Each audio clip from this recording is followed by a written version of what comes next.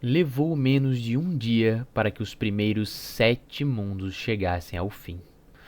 Antes dessas 7 mortes planetárias, antes de o plano material começar sua jornada lendária através das eras, os deuses não haviam concebido que um de seus causaria tal ruína.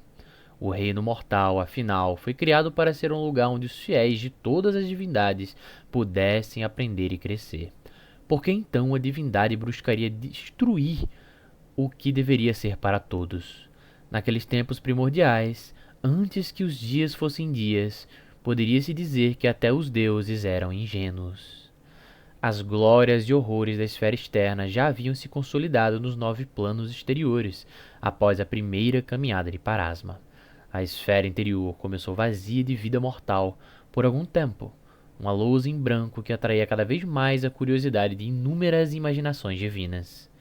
A elevação do primeiro mundo foi uma escolha sábia, pois permitiu que os deuses praticassem as complexidades da criação, reescrevessem e ajustassem até que finalmente se assentassem em um método para criar a miríade no plano material.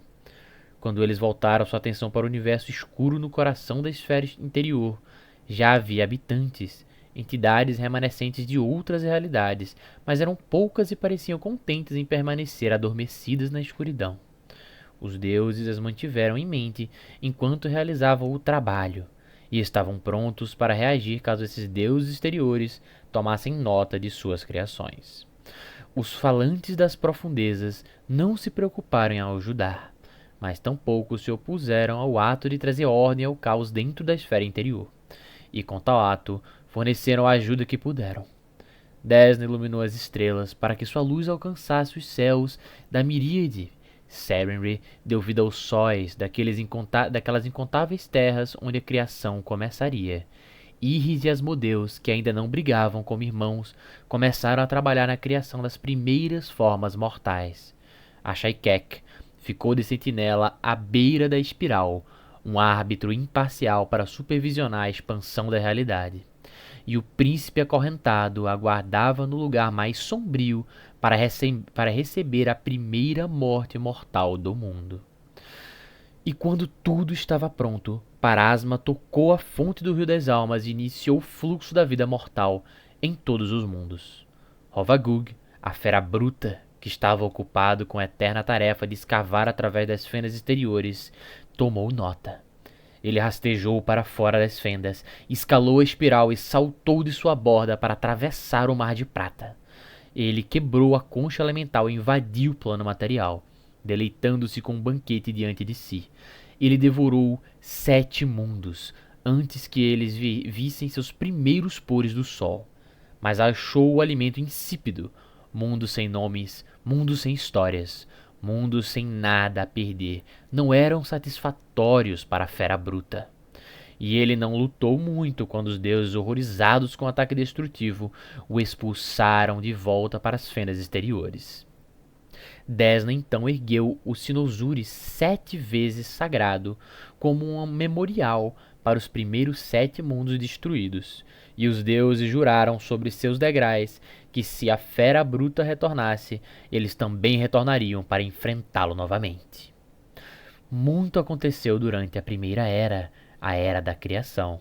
Novos deuses como Calístria e Doubral, Torag e Goron, Dahak e Apsu surgiram e começaram a criar seus próprios domínios. A vida cresceu e evoluiu dentro do plano material, e com o tempo também o fez a sapiência. A princípio, as formas mais inteligentes de vida consistiam em invasões de outras esferas, como as visitas dos Shiomorns a muitos mundos ou a propagação dos Algolto pelos mares sombrios que sempre governaram. Mas com o tempo, os mortais próprios descobriram a fé e o livre-arbítrio, e a sapiência tornou-se a centelha que queimaria a era da criação até as cinzas.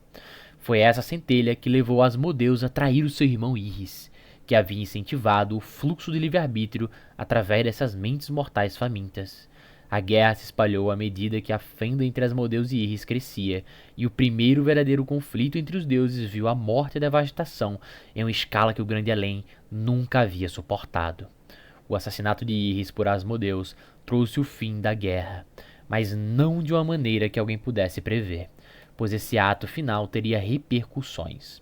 Foi essa traição que chamou a atenção de Rovagug de volta para a realidade. Enquanto o Grande Além cambaleava após a guerra, Rovagug entrou no plano material sem ser percebido e se alimentou do mundo onde Asmodeus primeiro atraiu e depois matou seu irmão. A fera bruta se deliciava com o sabor de um planeta que morria gritando, seus habitantes agonizando em seu apocalipse. E assim de mundo em mundo, Rovagug seguiu, alimentando-se e destruindo com impunidade. Nesses últimos íons da Era da Criação, os deuses sofreram. Grúthel se ergueu acima do cemitério pela primeira vez. Ashaikek enlouqueceu e consumiu sua própria imparcialidade, tornando-se pouco mais que uma besta irracional por muitos íons.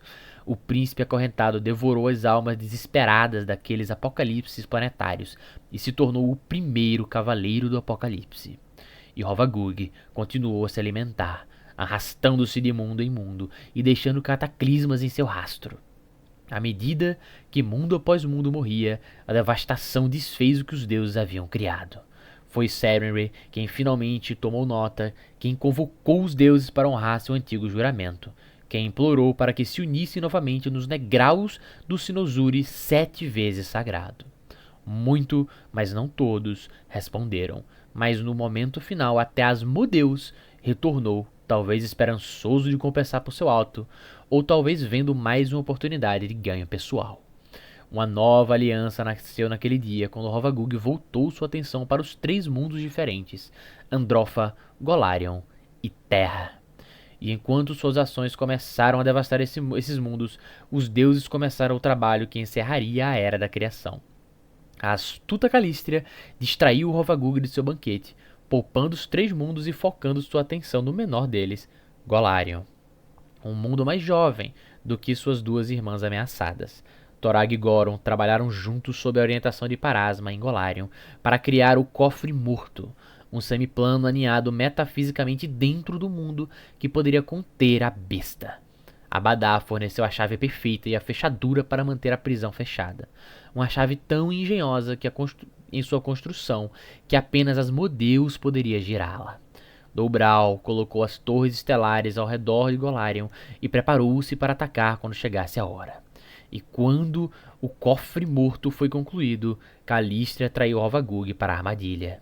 Lá, ele foi emboscado por Sarenrae e Desna, Apsu e Dahak, Erastio e Gosré, e muitos outros que caíram em batalha diante das mandíbulas de Rovagug, sendo esquecidos para sempre.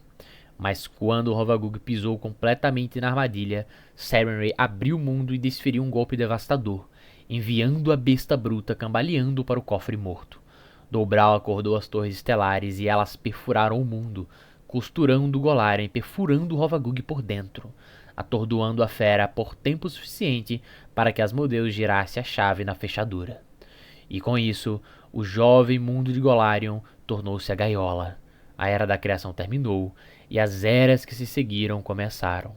E enquanto a gaiola continuar a girar, enquanto a fera bruta permanecer dentro dela, que essas eras nunca mais fraquejem e morram.